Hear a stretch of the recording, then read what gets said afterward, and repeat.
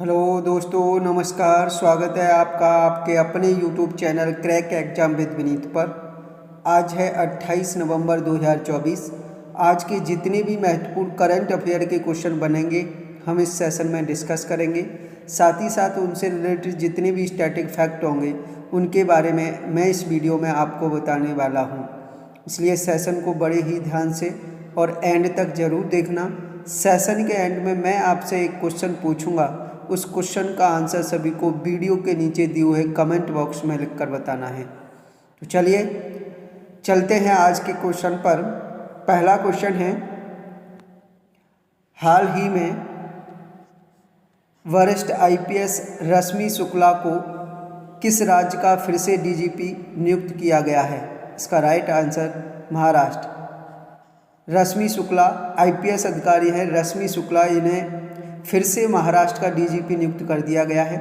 जैसा कि रश्मि शुक्ला जो है वो अभी कुछ दिन पहले भी महाराष्ट्र की डीजीपी थी, लेकिन जैसे ही महाराष्ट्र में अभी विधानसभा चुनाव आए तो उनको चुनाव आयोग ने डीजीपी के पद से हटा दिया था और अब दोबारा से रश्मि शुक्ला को महाराष्ट्र का डीजीपी नियुक्त कर दिया गया है।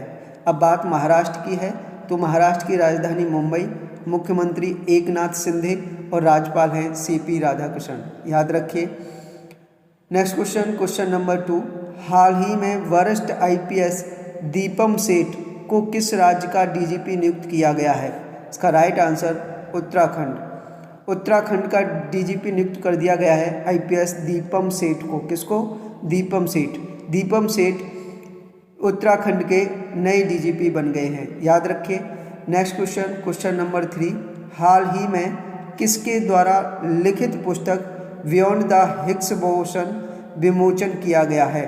इसका राइट आंसर माणिक कोटवाल। माणिक कोटवाल द्वारा लिखित पुस्तक बियॉन्ड द हिग्स बोसन का विमोचन किया गया है। किसके द्वारा लिखी गई है? माणिक कोटवाल। याद रखिए।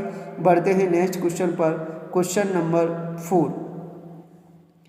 हाल ही में कहाँ डनलिन नामक संकटग्रस्त प्रजाति देखी गई है? इसका राइट आंसर केरल। केरल में डनलिन नामक एक संकटग्रस्त प्रजाति है, पक्षियों की प्रजाति है। एक प्रकार की एक चिड़िया होती है जो कि डनलिन नामक प्रजाति की है। ये संकटग्रस्त प्रजाति है और इसे हाल ही में केरल में देखा गया है। कहाँ पर? केरल में।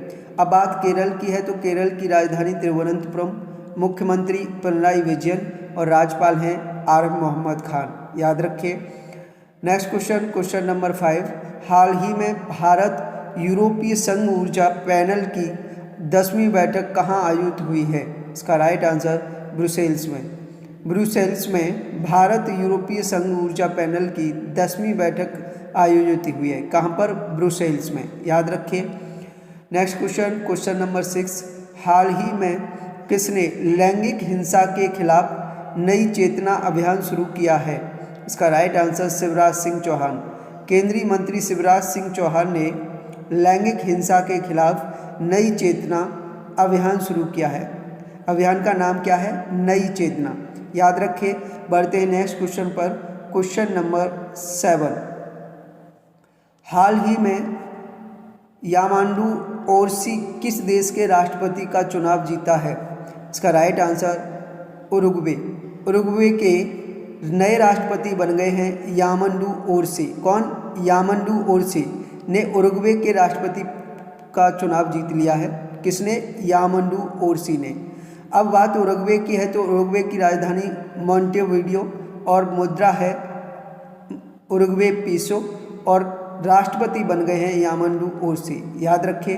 Next question, question number 8। हाल ही में किसे ब्रह्मोस एयरोस्पेस का प्रमुख नियुक्त किया गया है? इसका right answer doctor Jayatirtha Raghavendra Joshi.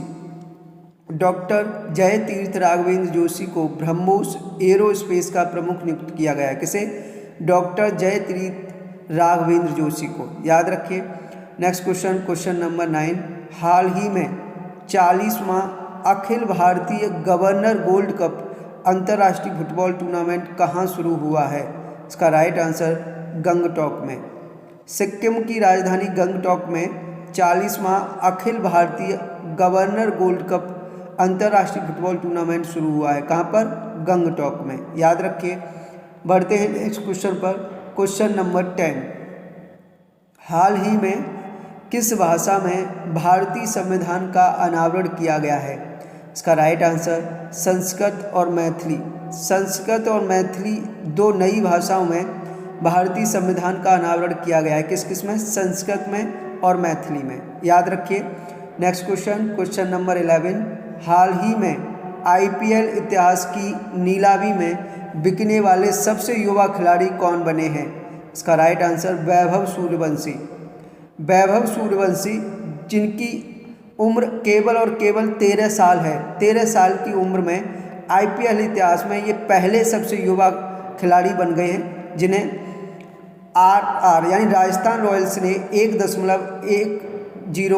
Crore रुपए में खरीदा है। 1.10 करोड़ रुपए में खरीदा है। किसको? वैभव सूर्यवंशी को, जिनकी उम्र मात्र 16 साल है।